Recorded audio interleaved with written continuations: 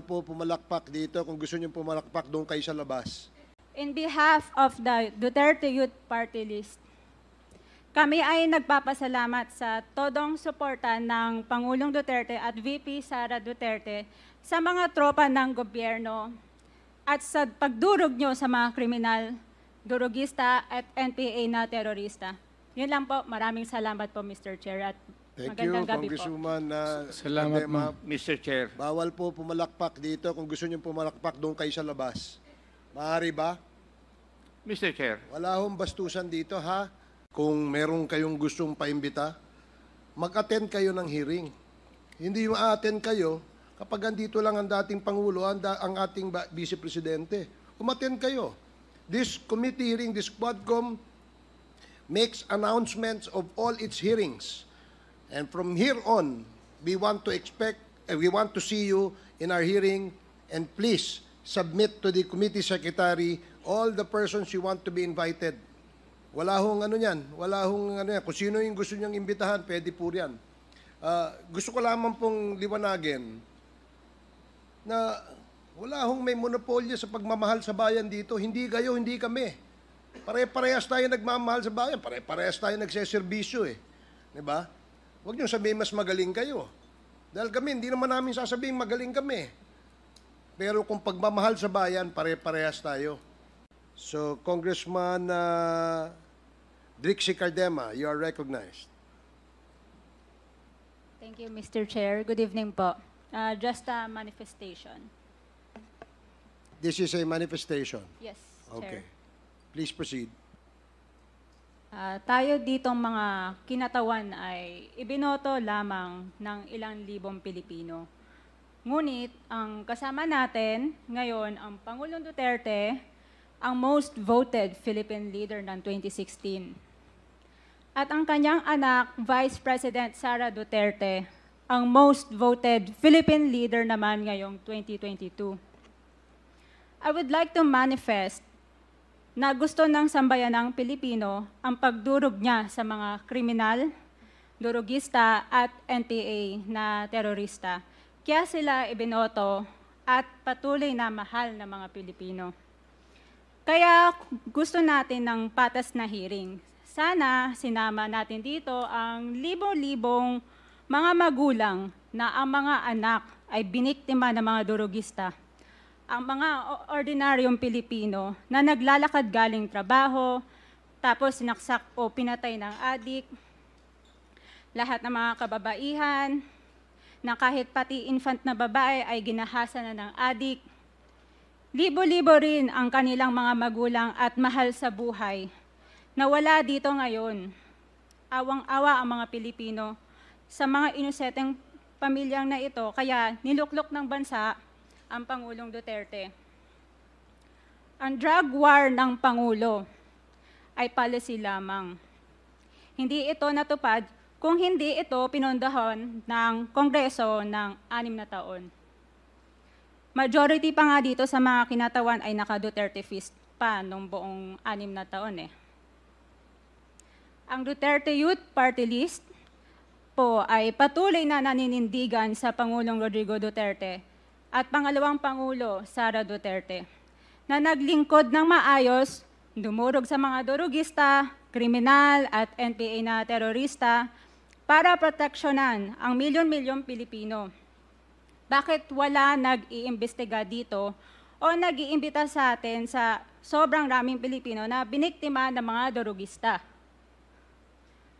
And lastly, sa mga kongresista na kaalyado ng mga NPA, mahaya naman tayo sa topic ng pagpatay dahil kayo mismo, hindi kayo nagsasalita sa pagpatay ng NPA sa mga pulis, sundalo at mamayang Pilipino.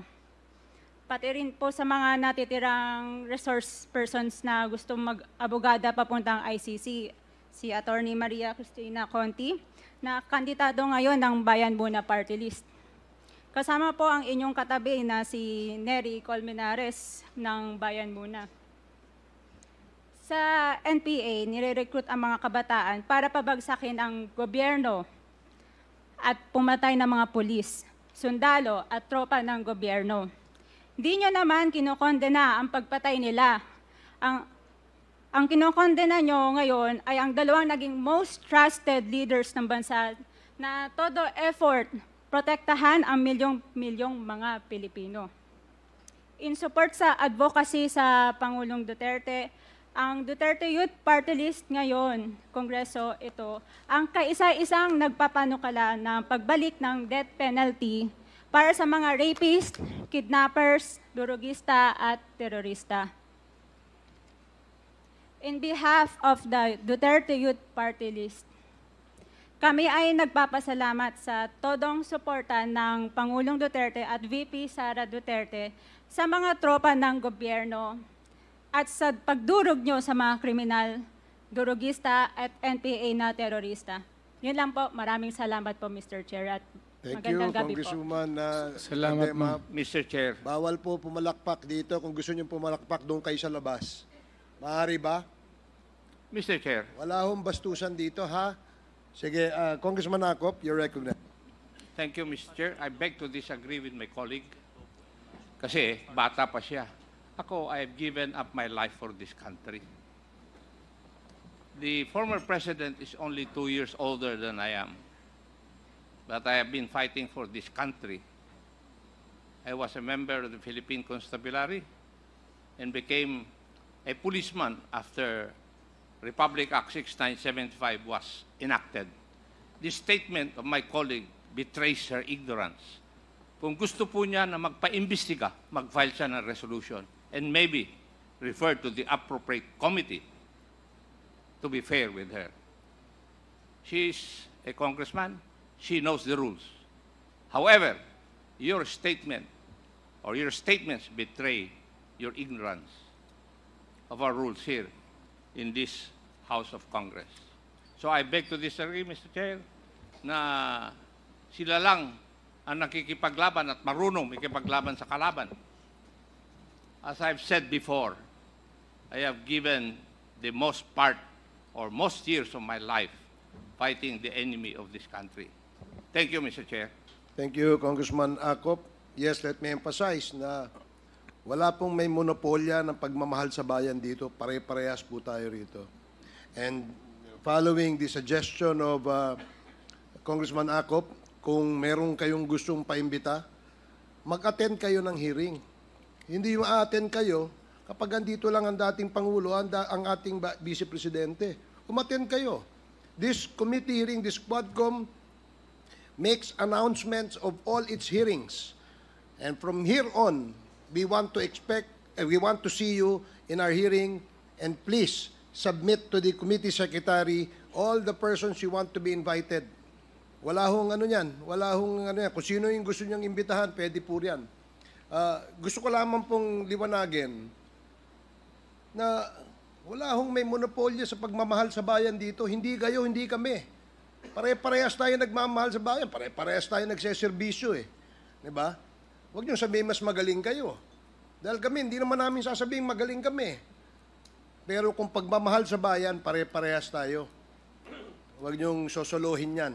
Dahil magagalit si Congressman Dan Fernandez. Anyway, Mr. Chair, Mr. Chairman. Mr. Chair, Congressman Abante and then Congressman Senior Deputy Speaker Gonzales. Congressman Abante. katulad din po ni Congressman Romy Acop, gusto ko ring sabihin ang ilan sa aking talambuhay. 1986, Mr. Chair, muntik nang bumagsak ang Pilipinas sa NPA. Mayroong 37,000 na armed NPA sa bansa. Mayroong 5 million na mass support ang NPA. That was 1986. Kinausap ko ang dating chief of staff, si FBR, upang ang aming grupo ay makipag-ugnay sa CRS upang labanan namin ang NPA saan man sila naroroon. Bilang isang religious leader, wala po kaming dalang armas. In fact, kami po ay nag-create ng grupo na ang tawag Confrontational Evangelism. Na ang ibig sabihin nun, habang NPA ay naghahasik ng lagim sa mga bayan, kami naman ay nagtuturo ng Biblia at ng tunay na kalayaan sa bayan. Ako din po ang isa sa mga nagsuggest kay FBR nung araw na magtayo ng isang civilian force na magiging kasama ng armed forces. Naging pangulo po sa FBR. Kasama po ako doon. Naging konsyal ako ng Maynila. Andiyan po si Attorney Bebot Bello. Alam po niya na magkasama kami sa lakas nung araw. So tama po ang sinabi ni Congressman Ako, ni Congressman Ace Barbers, na lahat po tayo nagmamahal sa bayan.